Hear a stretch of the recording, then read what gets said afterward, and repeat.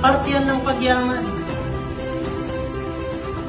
Maraming gabi na iniiyak kayo, maraming gabi na mapapagod kayo, maraming gabi na ibubuhos mo na lahat. Darating ang panahon, ayaw ka. Darating ang panahon, mabibwisit ka na. Ginagawa nyo na lahat eh.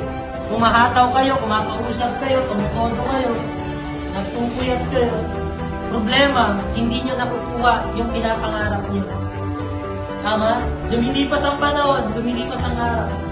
Ayaw natin maging mabagal. Ayaw natin maging mabagal.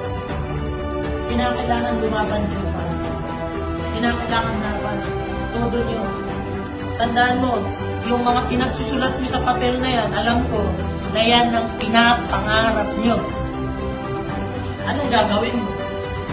Hahayaan mo na mawala yung pangarap mo? Eh for sure, yung mga sinulat mo yan, hindi yan para sa sarili nyo. Yung mga sinulat mo yan para sa mga pamilya mo, para sa mga anak mo, para sa mga mahal mo sa buhay.